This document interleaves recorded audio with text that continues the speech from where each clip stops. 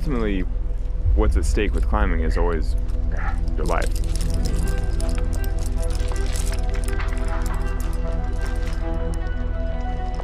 You could die in a lot of different ways on a wall.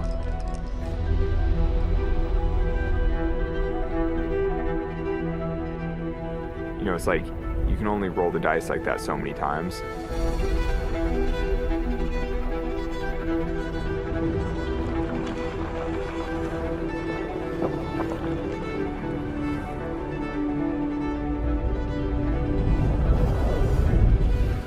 The first picture I saw of Ingmikortilaq, it looked like death.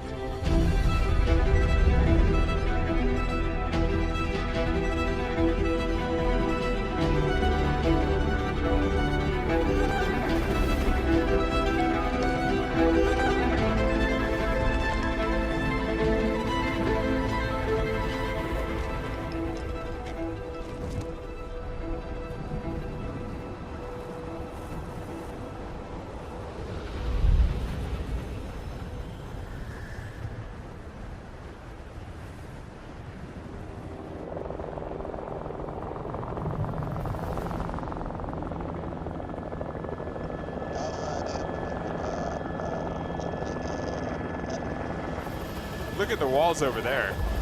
This is crazy. Now I'm starting to get very excited. Yeah. This is definitely feels like the trip is starting. Like, oh, yeah. Look at all this rock.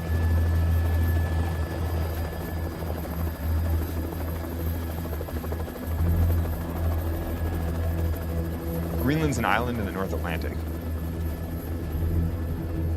that's almost entirely covered by a vast sheet of ice. In some places up to 2 miles thick. It's almost like a fantasy landscape. It's like so big and so remote and so wild. I may as well be reading The Hobbit or something. It's like, this is a totally fantastic setting.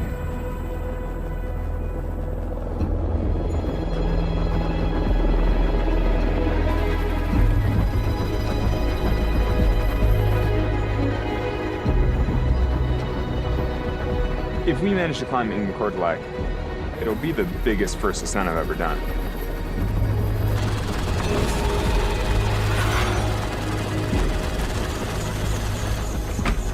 Very excited.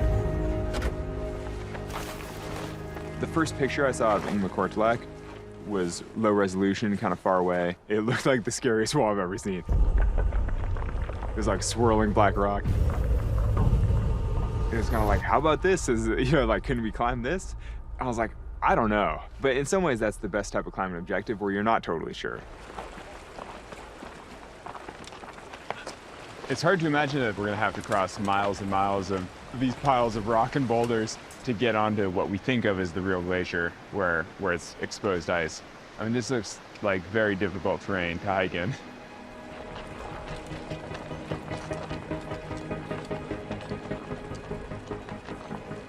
I spent most of my life rock climbing.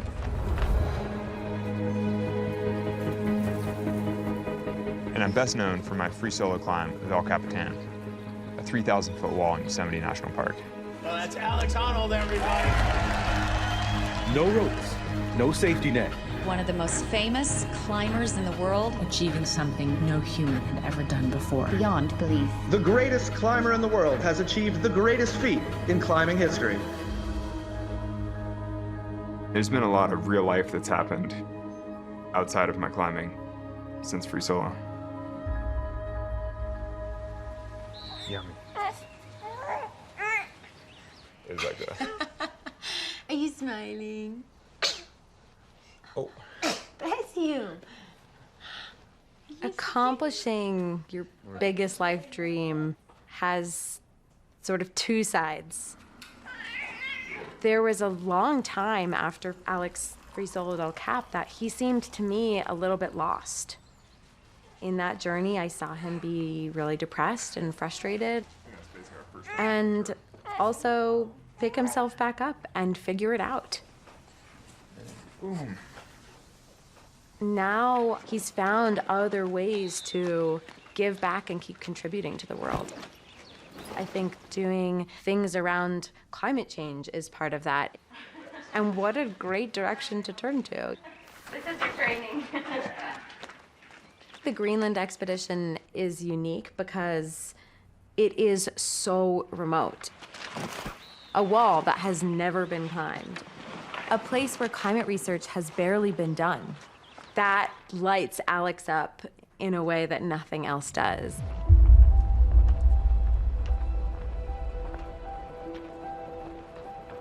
There's 6 of us on the expedition. 2 other climbers, a glaciologist, a local guide, and a safety guy. Oh, this is getting scenic, huh?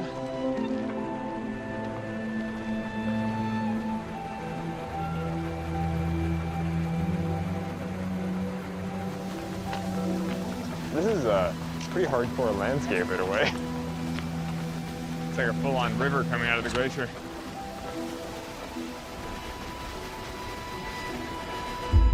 When it comes to climate change, Greenland's one of the most important places on the planet. It's gotten about 5.5 degrees warmer over the last 40 years. More and more of its ice is melting, raising the sea level around the world.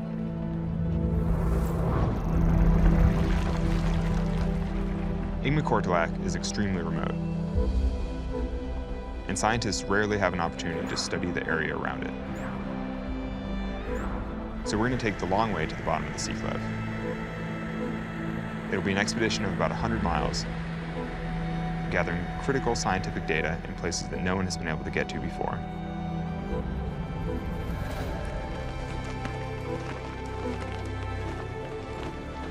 You know, I've definitely always cared about the world around me.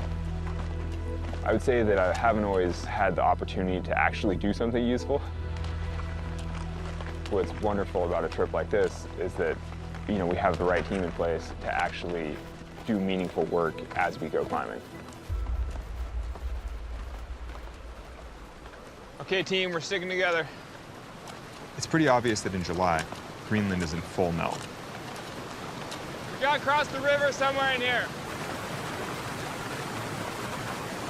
It's pretty deep. It's very slippery rocks, okay? Here, Hazel. Let me take your bag.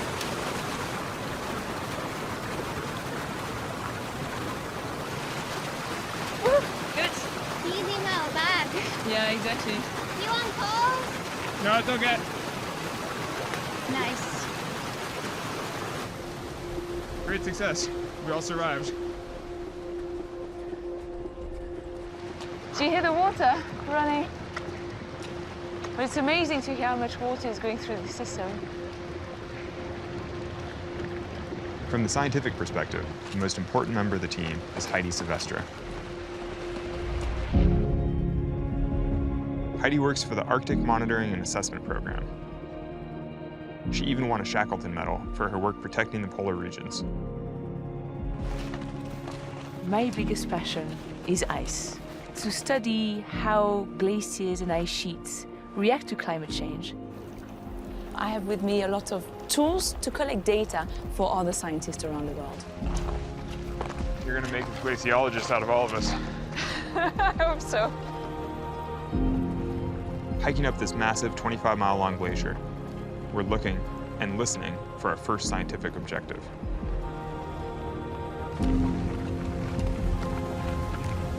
Oh, wait. It's a really big hole. Yeah, let's go and take a look. This is pretty loud. Oh, wow. Ooh, no way. Ah, this is giant. Whoa. Yeah, look at this. Look how deep it goes. Ooh. This is a big one, yeah. Oh, no, yeah, if you step on here, you can see like all the way into the hole. How deep is it? Oh, yeah, I see it. Yeah. It's deep enough that it just turns black. Yeah. It's pretty far. This huge hole is called a moulin. It acts like a drain funneling meltwater to the base of the glacier. We were really lucky to be able to hear the roar and thinking, oh, okay, there might be something here. I'm super excited, but also slightly terrified. This is the abyss. It's all pretty big and pretty intimidating. This moulin should allow us to figure out what's happening beneath the glacier. So as crazy as it might sound, we're going to rappel down into it.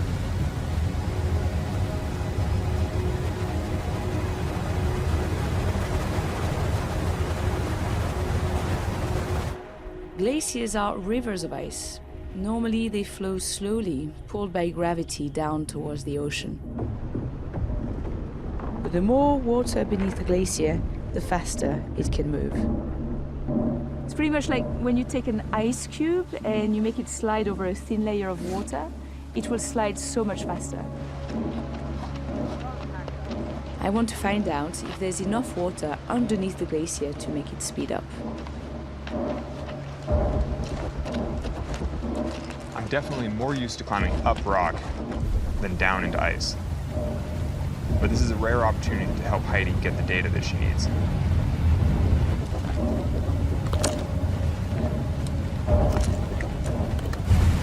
Very few people have dared to enter into these holes. It's really one of the most dangerous environments on Earth.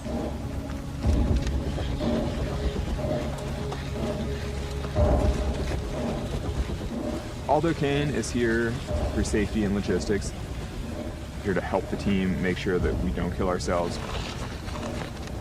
Yeah, and then keep bringing it back out. We're trying to mesh frontline hardcore adventure with frontline hardcore science. You know, they go hand in hand. Honestly, he's just so striking and handsome. I just feel like he must be very capable. My wife looked him up on Instagram before the trip and was like, wow, you know, like, tell me about what it's like to be with Aldo. I was like, okay. Clean this section here and then run the ropes straight over that edge. Oh, it's not bad. It's a good toss. When you're standing on top of the moulin, you can hear crack, crack. It's like gunshots going off, and that's the ice moving. Watch out, watch out.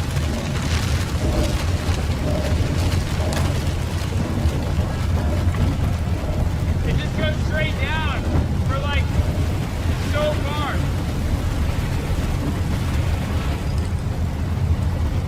Heidi has these little cylinders called piezometers. If we can drop them down to the bottom of the moulin, they'll tell us how much water is down there.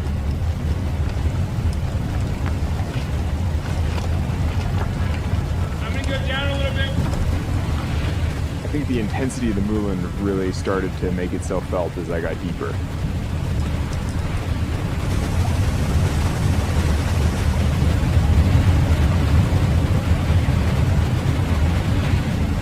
Down in it, it felt very powerful.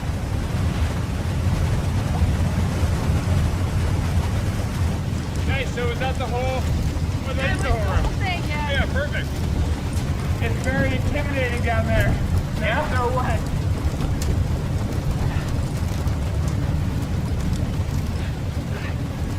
The meltwater should carry the piezometers through the ice all the way down to the base of the glacier, where we'll leave them for 24 hours.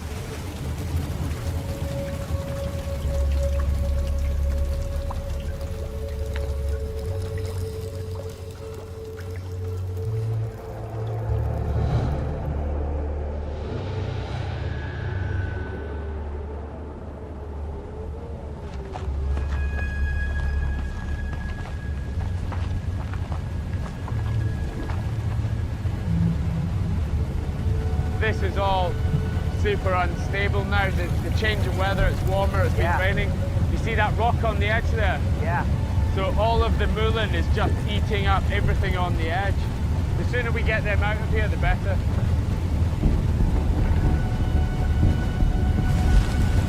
It seems that the piezometers are stuck. Aldo! It's stuck! It's almost impossible to pull them back up. Not ideal. It's not somewhere you want to be hanging around. Let's see what we can do. It's like if we actually get this out, it'll be a miracle. Oh, It moved a little bit. Oh no, it's coming. oh, is it? Oh, yeah, yeah, sweet. Aldo, you can pull up the cable! Okay!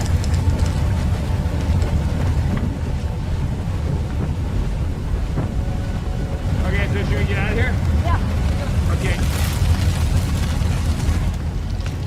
Nice work. Yeah. How about that? Thank Bam. you. Bam.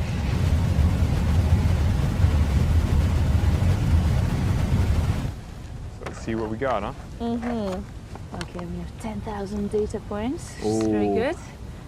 And it has measured about 100 kilopascals, which actually means that there was about 10 meters of water above it. 30 feet of water is a big pool at the bottom of a hole like that, isn't it? Yeah, yeah. This much water under the glacier can make it slide down the valley and melt faster at lower altitudes. Our results mean that this huge river of ice is now one more we need to keep tabs on.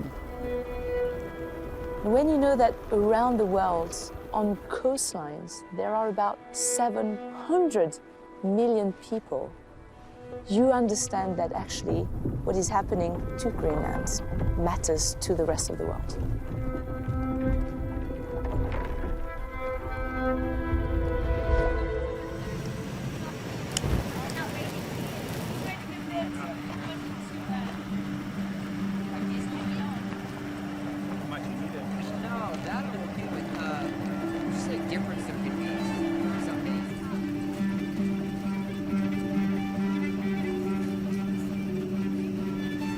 Camping out here is no joke. That's why we've asked local guide Adam Kielsen to join us. He's spent his life dealing with Greenland's unique challenges.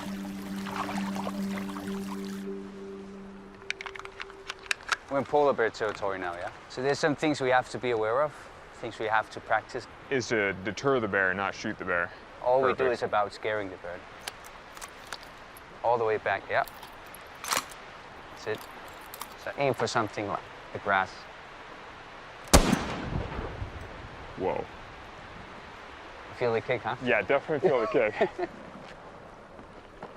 Hopefully this is the last time you'll shoot. Imagine getting eaten by a bear. Like, that's crazy.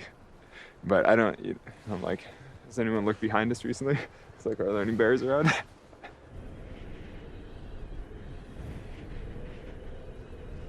It's nice to have one perfect climbing wall right at camp. Yeah. We need to keep in shape so that we're ready for the big climb. Ingmikortilaq is about 4,000 feet tall, which is about 1,000 feet higher than El Cap. I have no idea what the rock will be like,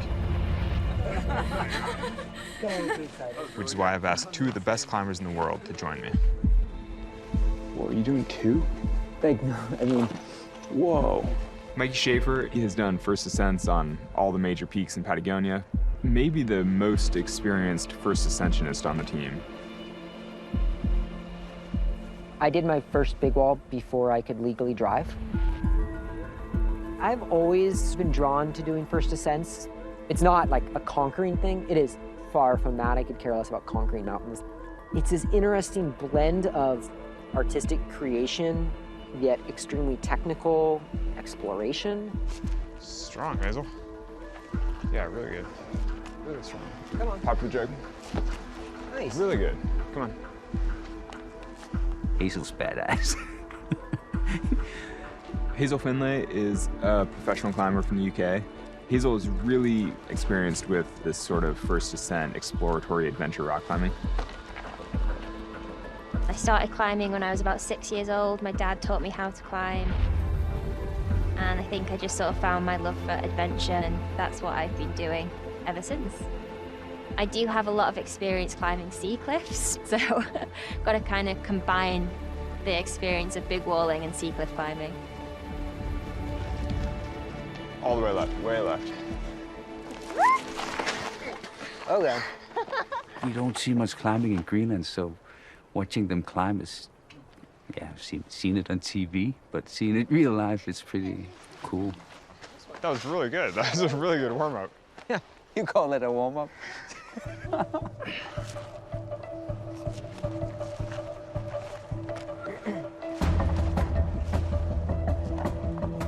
Alex is so experienced a climber Nice. He's probably spent more time on rock than almost anyone in the world, I think. Hazel's out. I'm out. She just tapped out. Walked away? Yeah. Nice.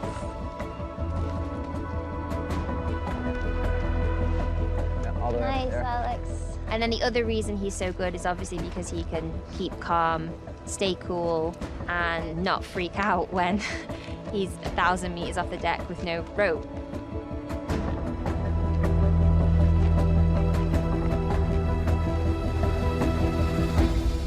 That's exciting.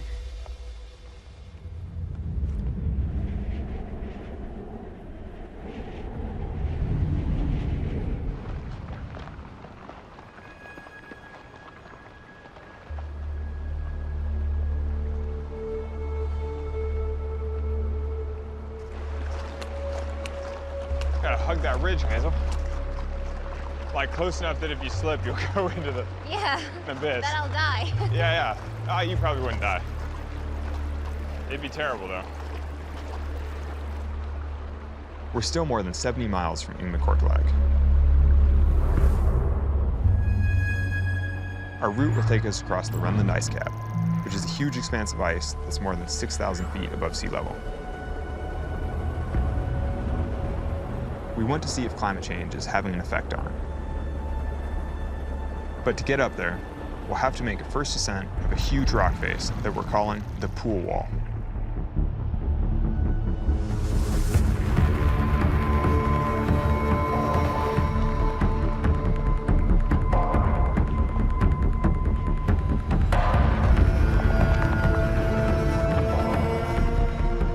What do we think?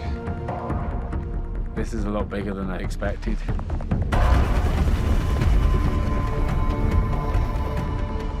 I'm favoring this left buttress. Those cracks keep going all the way almost down to the ledge. It's just really big. It's one thing to be inspired by a wall, it's another thing to actually climb it. That looks very dangerous. It's hard to know how far up we can get. I mean, the pool wall could be one of those lifetime achievement routes. That's a 1,500-foot Arctic big wall that's unclimbed. That's like pretty serious. What's going to be even harder is that we have to get the whole team up the wall, including Adam and Heidi, who have basically never climbed before. Seeing it with my own eyes is actually pretty scary. It's intimidating looking up and there's like, what's that, 400 or 500 meters of mountain kind of on top of you. But I think we found the best camping spots here. So. Alex. Yeah. You like this? Yeah, that's your spot. Yeah, it's my spot. Oh, it's so windy. It's getting better and better. Can you see inside the tent? It's gonna be luxurious. Pro tip though, put stuff in your tent before you set it up. No, it seems okay. Doesn't fly away. Yeah, it's here. Oh, no! Oh God. So, No, it could be gone. what did you say up there, Mikey, about pro tip? Oh, you found it? Yeah, Oh, great success. it's in a lake. But it's already dry.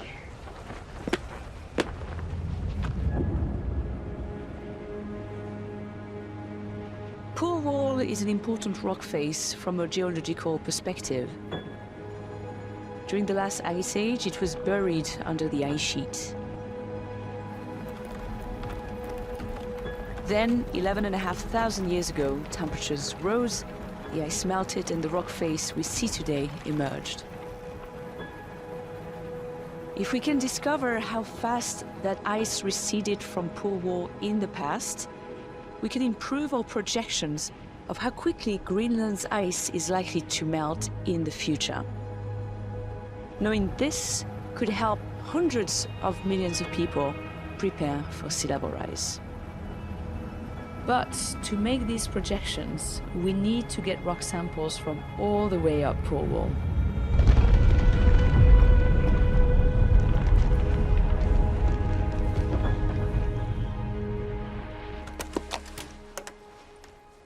So the cosmogenic nuclide dating, it's all about creating a timeline of what has happened here in the past. You know, when you're exposed to the sun and you get a stronger and stronger tan, the same thing happens to these rocks. Measuring how tan the rock is. How tan the rock is. Perfect. This is actually super important because today, when we try, for example, to predict future sea level rise, this is all based on things we understand from past behavior of the ice. Let me tell you, the scientists are so excited to get samples from pole wall because they simply cannot do this.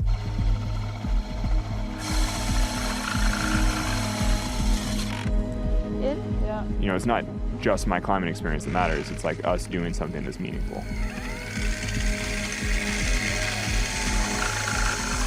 Ah, there we go. Killed the battery, so that's 2 batteries in over half an hour. This could add a few days onto the climb.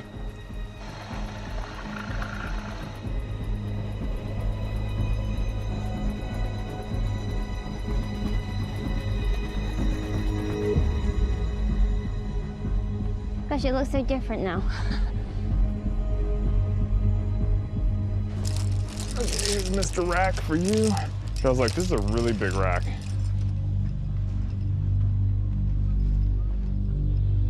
Every wall has its own unique flavor, or dangers. It's hard to know until you're actually on it.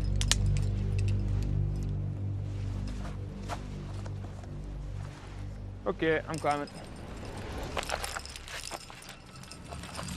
Make quick decisions. Yep. You're a father now. Oh, it's true. You're dependent.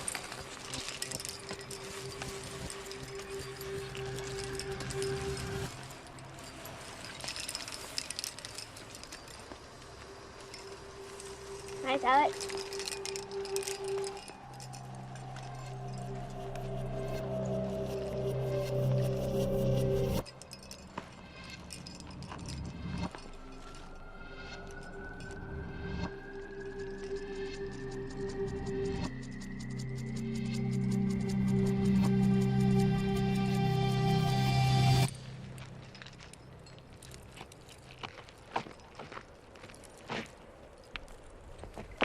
He keeps dropping a lot of rocks, so my guess is that it's a bit chossy.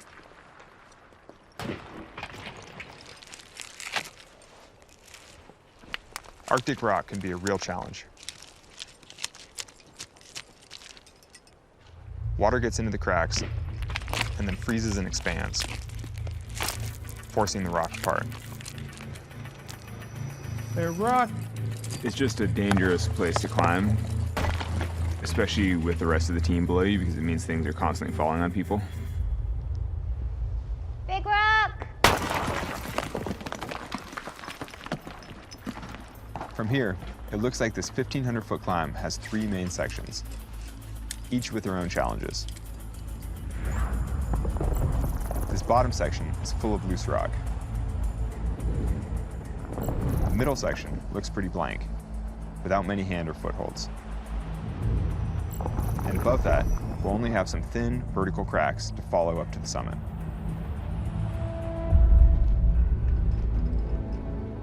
Hazel, Mikey, and I will take turns leading. Yeah, she's doing it. Finding the safest route up the wall for the team. Well, I'm not a fan of this way. There are a couple good feet that make that thing okay. We've got 24 hours of daylight, so we're going to push hard whenever the weather's good. Getting a little tiring, huh? Yeah. Ugh. Aldo is following, making sure that our anchors and ropes are secure. Alex, Mikey, and Hazel are up there now pushing the route, probably to at least the halfway point. And I've just started following the climbers up. Once we've gotten ropes to the top of the second section, Heidi and Adam will use them to join us. I'm off the way, Mikey! After a night camping on the wall, we'll all make the final push to the summit together. Okay, you're on. You take turns, one person then the other, but sometimes you take your turn, and then you look up and you're like, thank goodness I don't have to climb that.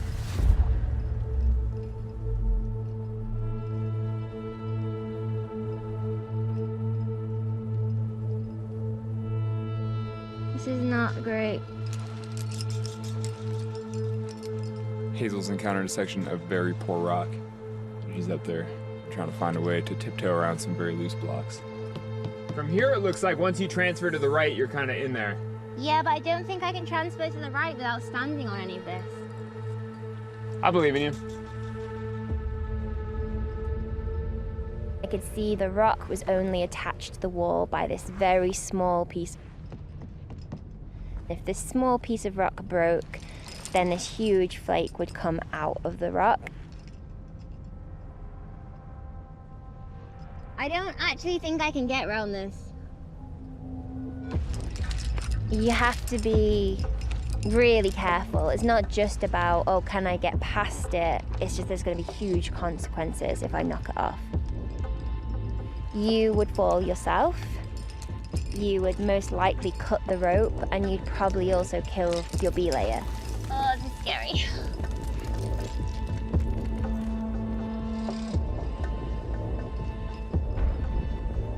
Up here, you have to trust your partner and trust that they're making the right decisions. Obviously, Hazel's a good judge of bad rock. I mean, are you sure you can't stand on that gently? It's really not good. Well, what about using face holds past it, like little edges for the feet, but just kind of tiptoe around? Yeah, that's what I'm gonna try and do. I've got you good. I think it's really stressful for her, and it seems a little scary. All right, she's fully standing on the scary block.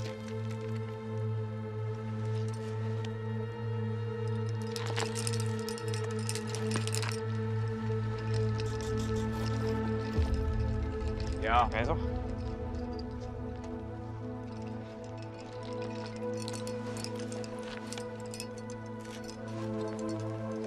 I think as climbers, you kind of learn to take life and death decision making and make it normal. Oh, yeah. Nice, Hazel. Often it's my mind that gets me up roots rather than my strength. That was cool.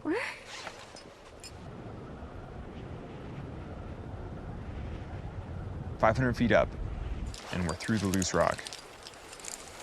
Mikey will take the lead on the blank middle section.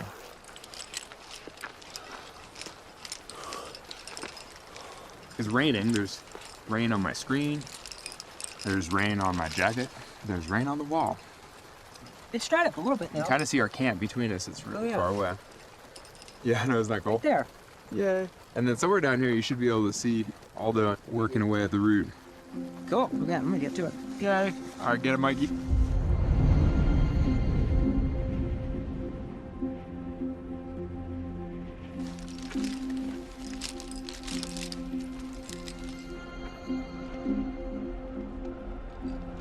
This part's particularly bad. As opposed to the rest, it was only pretty bad?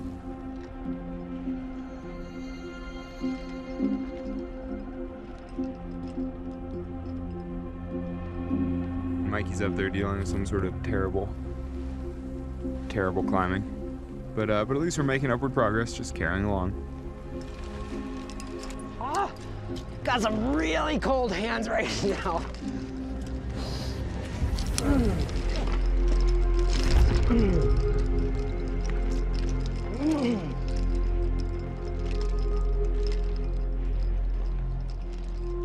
Better rock to the right, and there's another crack over there. Yeah.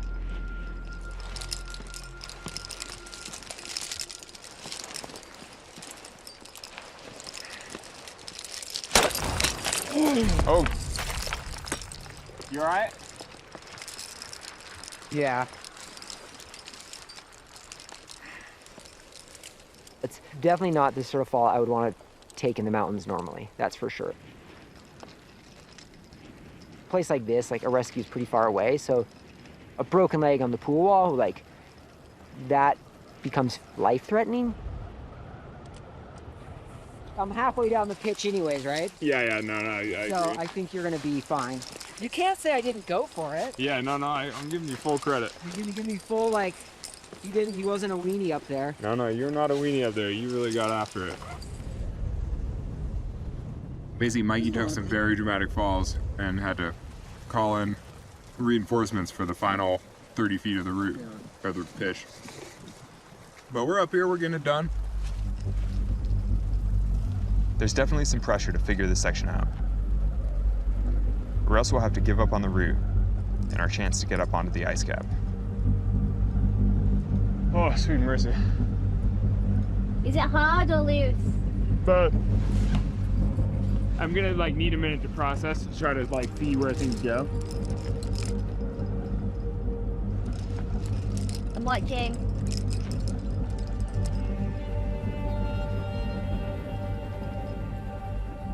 How high do you think they are? Like 500, 600 feet. It's a bit scary to think of going up. Looks like it's about to fall on my face. What's happening there? Do you see? Yeah, it looks the stuff we Can I have a look? What is he holding on to? Well, yeah. Scary stuff. That's scary, huh? Want another look? Yeah. Wow. It's like watching a movie, huh? Yeah, pretty much.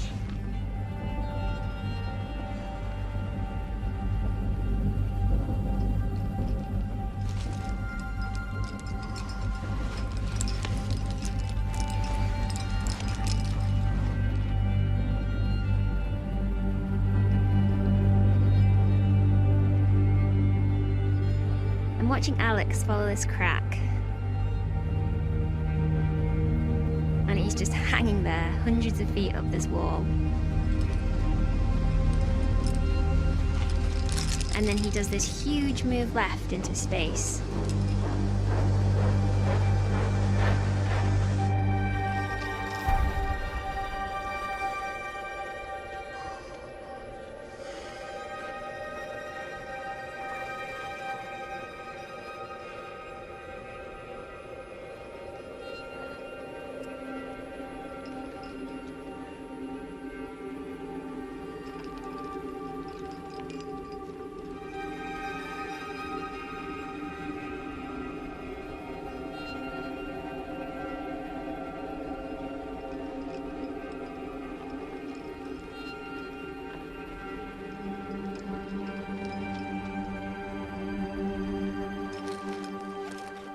That was a risky move for sure, but it's got us to a crack that goes a long ways up. Okay, I'm out of here. Tomorrow's gonna be a big day.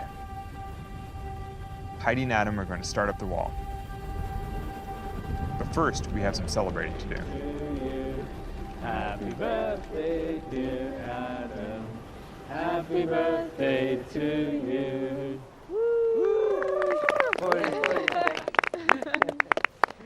Yeah, we have a gift for you. Happy 40th. Pretty exciting, it's your birthday. Sorry that you don't get to be with your family, but at least you have us. I hope it smells like a malt. Oh, I smell it from here. It's whiskey. Go on, Water of life. No. Taste it, taste No, it. did you get any? Yeah. Oh, yeah. Oh, it's so gross. Oh, it's like, What? it's good. But you have to sing for yourself in Greenlandic. Inuisiok tok piluarit, kanok tok inumersorit. Inuisiong ninitat kuluta, tamat tanuan nakpubut. Utlok siok tok una.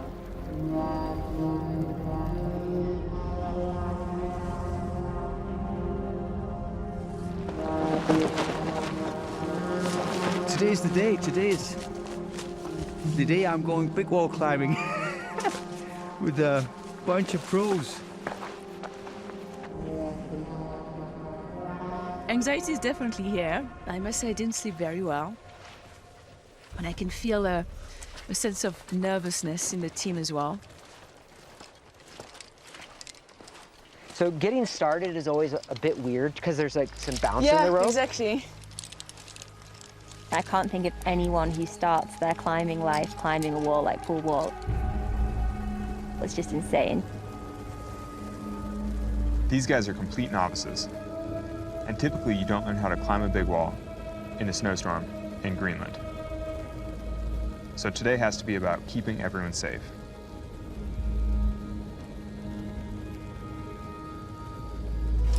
We're adding 2 more people into the mix. There's 2 more people exposed to rockfall. There's 2 more people exposed to making a mistake on the rope. We got some bags. The journey is beginning.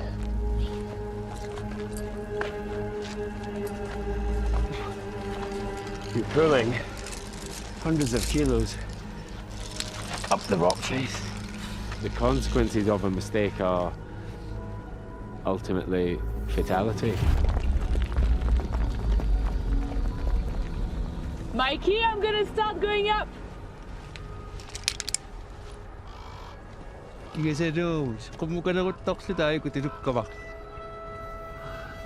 We've been here for a week. We haven't seen any wildlife, and just minutes before we start going up, we see 2 ravens playing in the wind.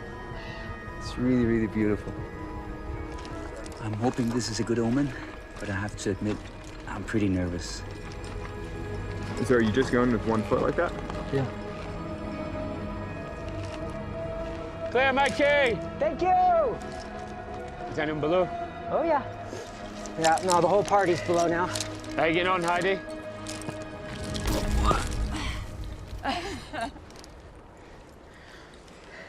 They make it look so easy when they go up these walls. It feels like the wall is falling on us pretty much because it's so steep. I think I have another maybe 10-15 meters to go. Alex is waiting above patiently. Oh yeah, Okay. getting there. I'm getting there eventually. This is how you learn. Nice. Damn. That took a while, yeah. That's okay. You made it. It was pretty hard and I was really exhausted. Should we choose a spot up here for core sampling? This could be a good one, yeah. Yeah, let's do some drilling. Perfect. This is really groundbreaking data.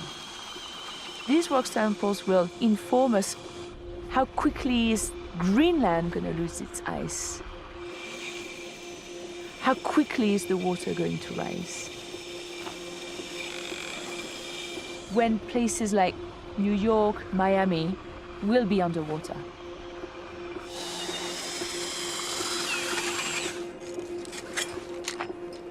That's a big sample, actually.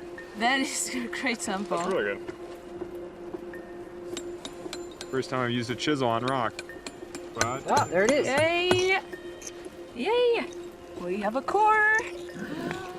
It is good to see that, you know, the cores are starting to come out of the rock. And hopefully I'll be a bit faster on the ropes as well by that time. You got a long ways to go to the top.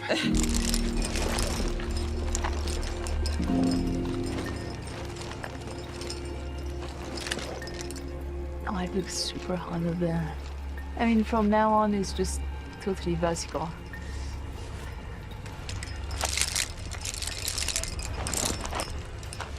Oh, it's quite warm, isn't it?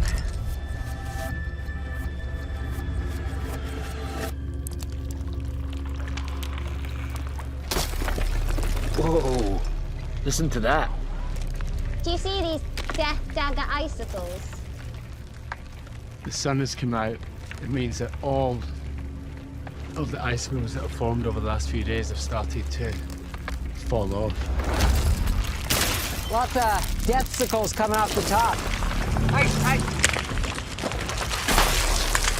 Oh, it's coming here. Thank you.